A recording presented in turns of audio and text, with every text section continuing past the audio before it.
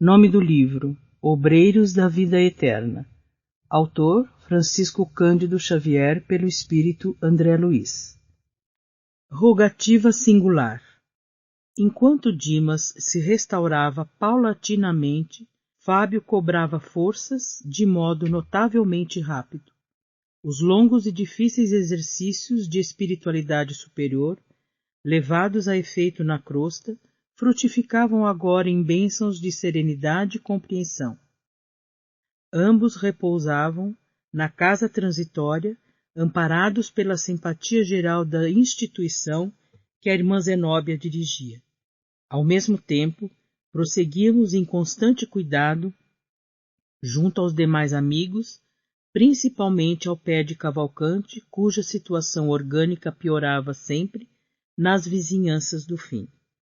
Dimas, com o exemplo de Fábio, criara novo ânimo, reagia com mais calor perante as exigências da família terrena e consolidava a serenidade própria com a precisa eficiência. O ex-tuberculoso, iluminado e feliz, notava que outros horizontes se lhe abriam ao espírito sensível e bondoso. Podia levantar-se à vontade, transitar nas diversas sessões em que subdividiam os trabalhos do Instituto, e dava gosto vê-lo interessado nos estudos referentes aos planos elevados do universo sem fim. Experimentava tranquilidade. Não era um gênio das alturas, não completara as suas necessidades de sabedoria e amor. Entretanto, era servo distinto em posição invejável pelos débitos pagos e pela venturosa possibilidade de prosseguir a caminho de altos e gloriosos cumes do conhecimento. A irmã Zenóbia dava-se ao prazer de ouvi-lo nos rápidos minutos de lazer e, frequentemente, manifestava a Jerônimo suas agradáveis impressões a respeito dele. Tanta alegria provocou o discípulo fiel, com a disciplina emotiva de que dava testemunho, que o nosso assistente tomou a iniciativa de trazer-lhe a esposa em visita ligeira. Lembro-me da comoção de Mercedes ao penetrar o pórtico do Instituto pelo braço amigo de nosso orientador. Estava atônita, deslumbrada, estática. Não possuía consciência perfeita da situação, mas demonstrava sublime agradecimento. Conduzida à câmara com que o companheiro a esperava, ajoelhou-se instintivamente. Sensibilizamo-nos todos ante o gesto de espontânea humildade. Fábio, sorridente, disfarçando a forte emoção, dirigiu-lhe a palavra exclamando: "Levante-se, Mercedes, comungamos agora na felicidade imortal." A esposa, porém, inebriada de ventura, fechara-se em compreensível silêncio. O amigo adiantou-se, erguendo-a, e abraçou-a com infinito carinho. "Não se amedronte com a viuvez, minha querida," continuou. "Estaremos sempre juntos. Lembra-se de nosso entendimento derradeiro?" Mercedes entreabriu os lábios e fez sinal afirmativo. "Dê-me notícias dos filhinhos," pediu o consorte desencarnado a sorrir. "Nada disse ainda por quê? Fale, Mercedes, fale. Mostre-me sua alegria vitoriosa." A esposa fixou nele com mais atenção os olhos meigos e brilhantes e disse chorando de júbilo: "Fábio, estou agradecendo a Jesus a graça que me concede. Como sou feliz tornando a vê-lo." Lágrimas copiosas corriam-lhe das faces. Em seguida, após curto intervalo, informou: "Nossos pequenos vão bem. Lembramo-nos de você incessantemente. Todas as noites reunimo-nos em oração, implorando a Deus nosso Pai conceda a você alegria e paz na vida diferente que foi chamado a experimentar." Outra pausa em que a nobre senhora tentou conter o pranto. "Quero avisá-lo," prosseguiu, "de que já estou trabalhando. O senhor Frederico, nosso velho amigo, deu-me serviço. Carlindo vela pelo irmão enquanto me ausento, e creio que nada nos falta em sentido material. Temos apenas..." e a esposa dedicada interrompeu-se nas expressivas reticências, receosa talvez de ofendê-lo. Continue, falou o companheiro sensibilizado.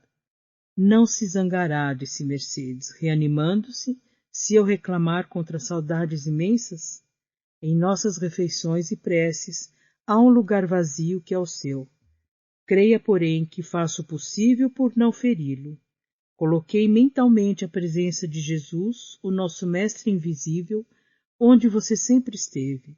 Desse modo, sua ausência em casa está cheia da confiança fervorosa nesse amigo certo que você me ensinou a encontrar. Reparei que o esposo, não obstante a elevação que o caracterizava, desenvolveu visível esforço para não chorar. Fazendo-se otimista, observou: não apague a luz da esperança. Não me zango em sabê-los saudosos, pois também eu sinto falta de sua presença, de sua ternura, da carícia de nossos filhos, mas ficaria contrariado se soubesse que a tristeza absorveu nosso ninho alegre. Tenha coragem e não desfaleça. Logo que for possível, retomarei meu lugar em espírito. Estarei com você no ganha-pão, assisti-la-ei nos exercícios da prece e respirarei a atmosfera de seu carinho.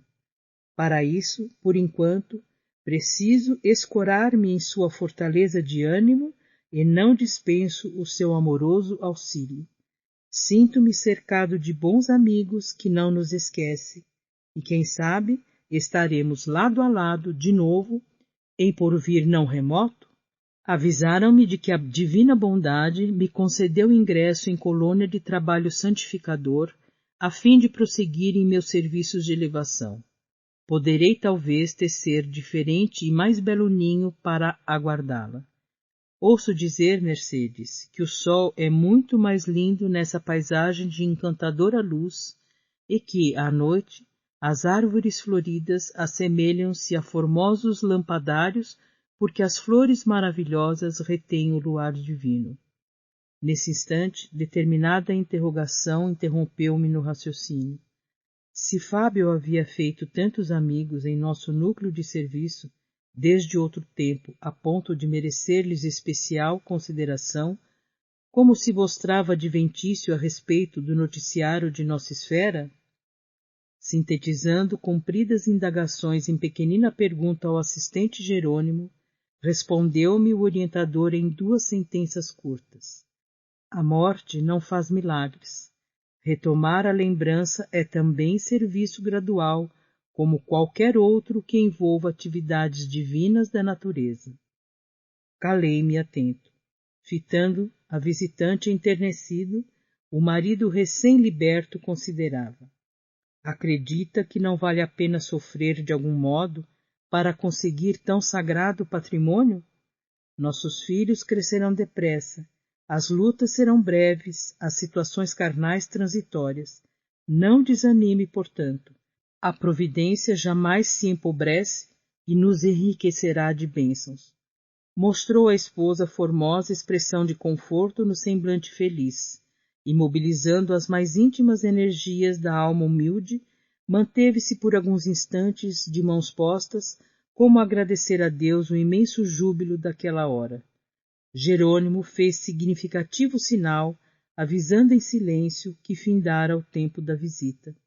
A irmã Zenóbia, que acompanhou a cena, comovida, junto de nós, tomou de uma flor semelhante a uma grande camélia dourada e deu-a a Fábio, para que presenteasse a companheira. Mercedes recebeu a dádiva, conchegando-a ao coração. Nosso dirigente aproximou-se de mim e notificou-me. André, acompanhe-nos à crosta. Nossa amiga perdeu grande porção de forças com a emoção, e ser-nos-á útil sua cooperação na volta. Despediu-se a viúva e em breve era por nós reconduzida ao lar. E ainda agora, ao relatar a experiência, recordo-me da estranha sensação de felicidade que Mercedes sentiu ao despertar no leito com a perfeita impressão de guardar a delicada flor entre os dedos. Tudo, pois, corria bem no círculo dos trabalhos que nos foram cometidos, quando nosso mentor foi chamado por autoridade superior de nossa colônia. Esperei impaciente o regresso dele, porque Jerônimo, em obediência às determinações recebidas, deveria partir imediatamente para entendimento inadiável. Recomendou-nos aguardá-lo em serviço na casa transitória, acentuando que seria breve. De fato, não se demorou mais de um dia, e ao regressar cientificou-nos da novidade. A irmã Albina fora autorizada a permanecer na crosta planetária por mais tempo, razão porque a desencarnação fora adiada sine die.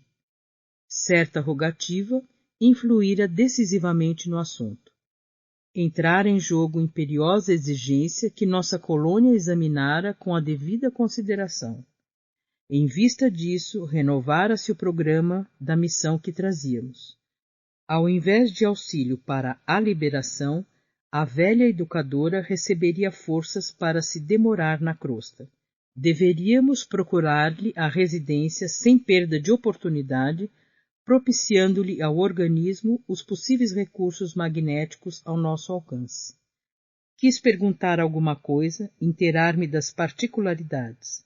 Todavia, Jerônimo costumava dizer, com proveito, tudo o que necessitávamos saber e não me cabia constrangê-lo a qualquer informação antecipada. Por que se modificara a decisão de tamanho relevo? Quem possuía, afinal, tanto poder na oração para ter influência nas diretivas de nossa colônia espiritual? Seria justo o adiamento? Por que motivo determinada súplica impunha a renovação do roteiro a seguir? O assistente percebeu as indagações que se me entrechocavam no cérebro e adiantou. Não se torture, André, saberá tudo no momento oportuno. E traçando sintética programação de serviço, acrescentou. Vamo-nos, Hipólito e Luciana velarão pelos convalescentes. Em caminho, porém, não resisti.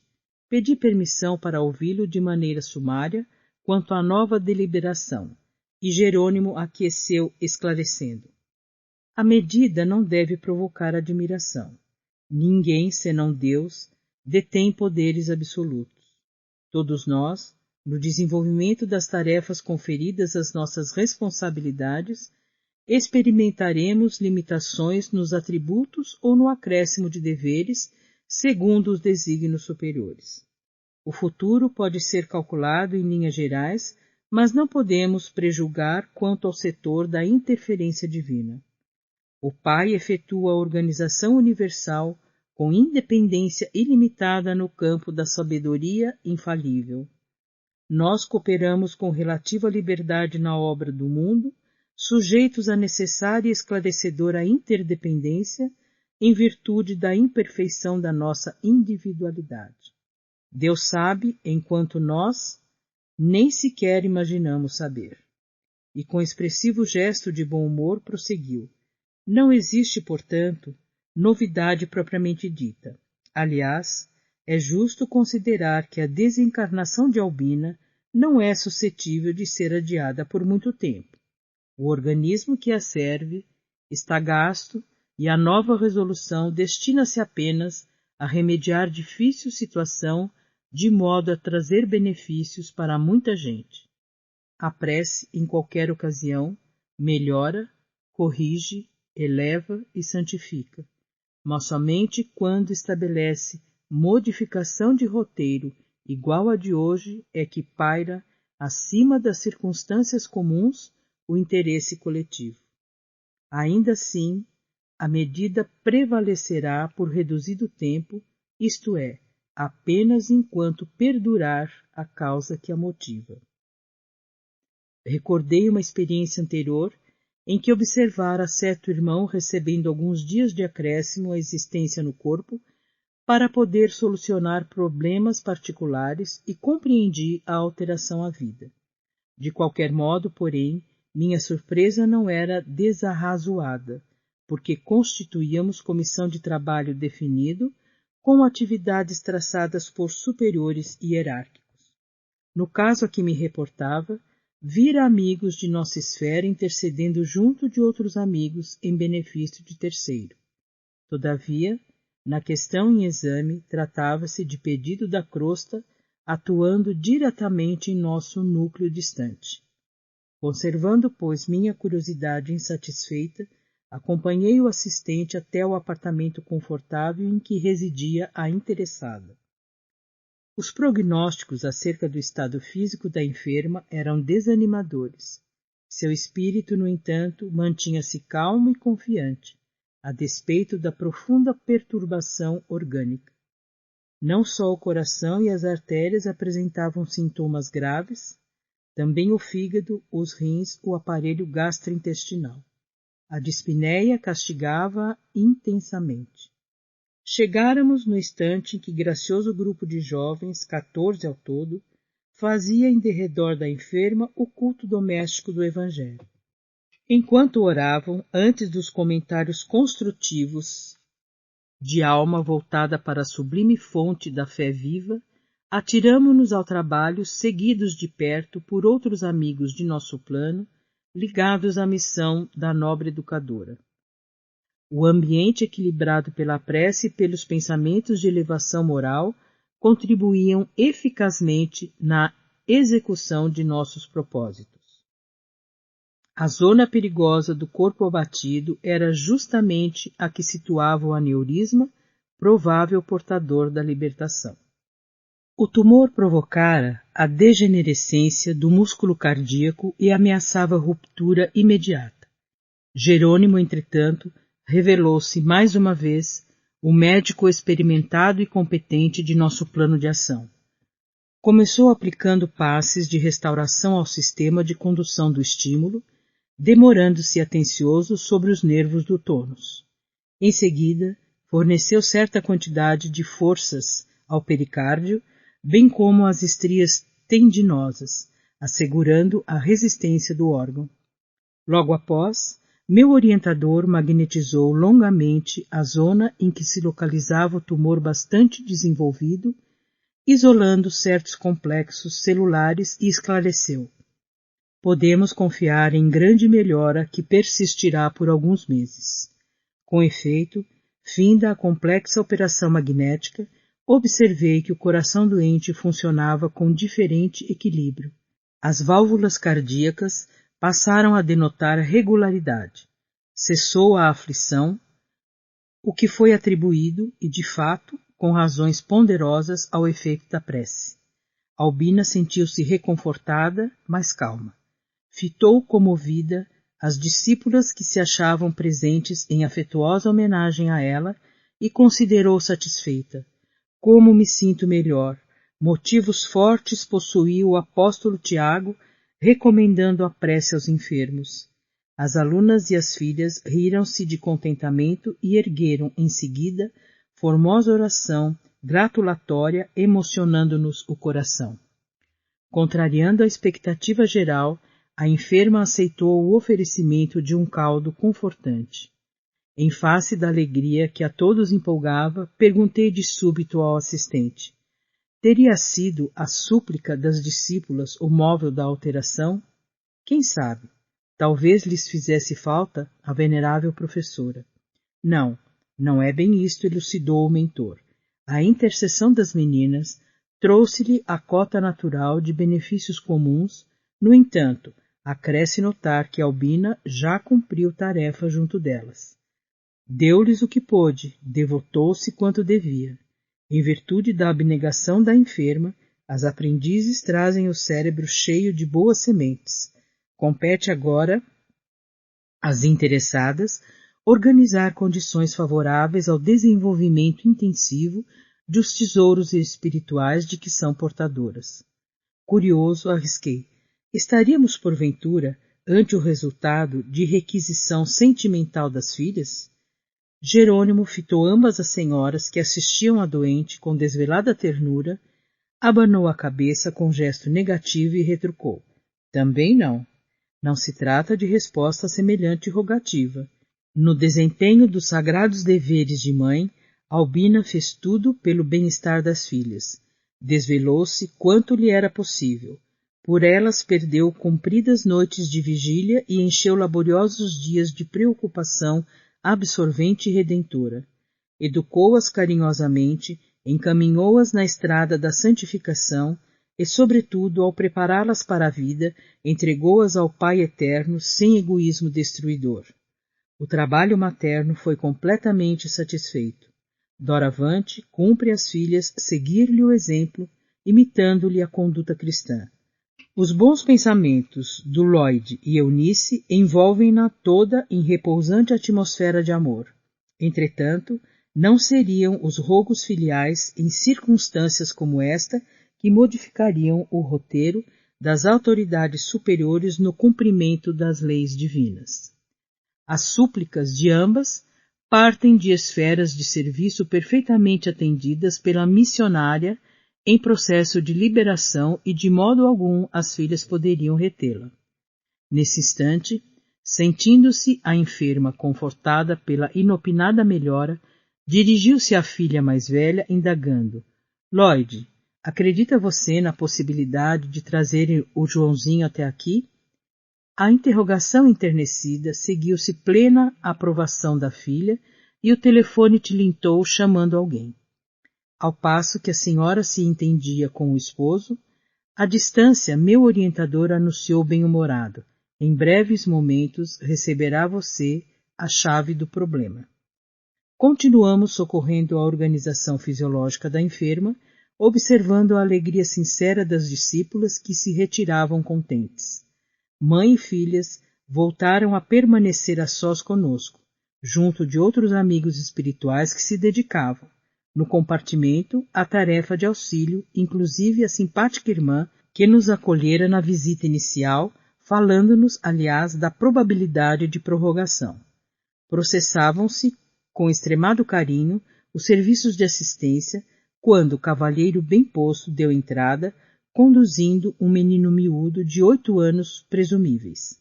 Varando a porta do quarto, o pequeno mostrou-se cônscio do lugar em que se achava, cumprimentou as senhoras, respeitoso, e voltou-se de olhos ansiosos para a enferma, beijando-lhe a destra com indescritível ternura.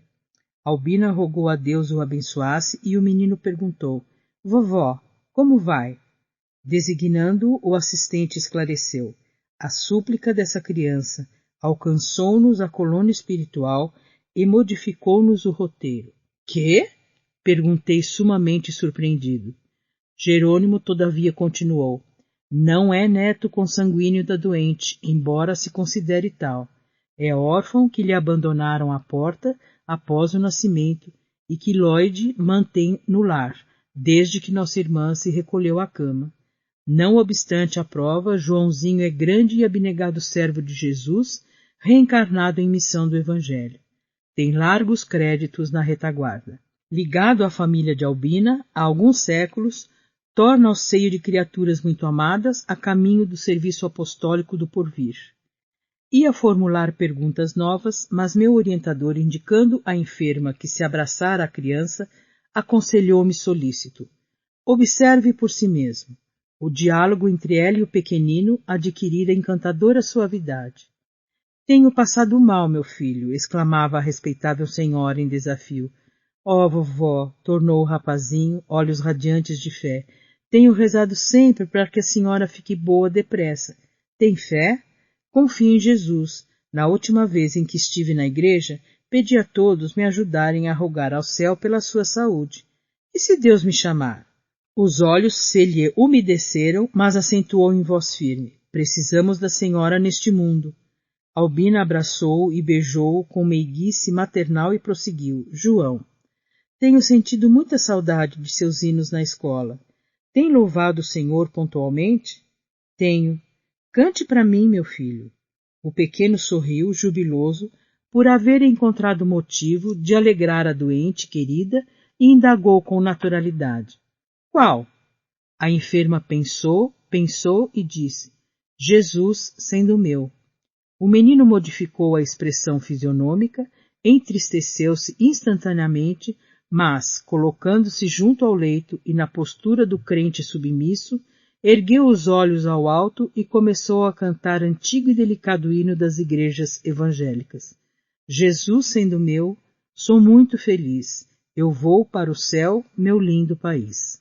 Expressava-se em voz tão dorida que o hino parecia amarguroso lamento. Fim da primeira quadra, esforçou-se para continuar, mas não conseguiu. Profunda emoção sufocou-lhe a garganta, as lágrimas soltaram-lhe espontâneas. Tentou debalde fixar Lloyd para ganhar coragem, e reparando que sua comoção contagiara a família, precipitou-se nos braços da doente e gritou com força: "Não, vovó, não! A senhora não pode ir agora para o céu, não pode! Deus não deixará!"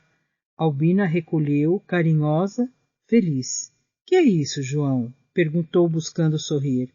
Observei a mim mesmo e só então reconheci que eu também chorava. Jerônimo, porém, mantinha-se firme e, rindo-se bondoso, reafirmou: "O menino tem razão. A Albina não irá mesmo desta vez." Atendendo-me a curiosidade, entrou em explicações finais, advertindo: "Que nota você de particular em Lloyd?" Recorrendo às observações que já levara a efeito, respondi sem hesitar: "Reparo que aguarda alguém, uma filhinha que já entrevimos. Desde o primeiro encontro verifiquei que está em período ativo de maternidade em vésperas da delivrança." "Isto mesmo", confirmou o mentor amigo. "A prece de João é importante porque se reveste de profunda significação para o futuro. A menina em processo reencarnacionista é-lhe abençoada companheira de muitos séculos. Ambos possuem admirável passado de serviço à crosta planetária e escolheram nova tarefa com plena consciência do dever a cumprir. Foram associados de Albina em várias missões e muito cedo ser-lhe-ão continuadores na obra de educação evangélica. Não são espíritos purificados, redimidos, mas trabalhadores valiosos com suficiente crédito moral para a obtenção de oportunidades mais altas. Apesar da condição infantil, o servo reencarnado, pelas ricas percepções que o caracterizam fora da esfera física, recebeu conhecimento da morte próxima de nossa venerável irmã. Compreendeu de antemão que o fato repercutiria angustiosamente no organismo de Lloyd, compelindo-a, talvez, a claudicar no trabalho gestatório em andamento. A carga de dor moral conduzi-la-ia efetivamente ao aborto, imprimindo profundas transformações no rumo do serviço de que João é feliz portador. Socorreu-se, então, de todos os valores intercessórios nos instantes em que sua alma lúcida pôde operar na ausência da instrumentalidade grosseira que triunfou com as súplicas insistentes, obtendo reduzida dilatação de prazo para a desencarnação de Albina. Sempre comedido nas informações, Jerônimo calou-se, preparando a retirada. A singular ocorrência enchia-me de encantamento e surpresa, e contemplando, sob forte enlevo, a pequena família, em santificado júbilo doméstico, eu chegava à conclusão de que, ainda ali, numa câmara de moléstia grave, a oração, filha do trabalho com amor, vencia o vigoroso poder da morte.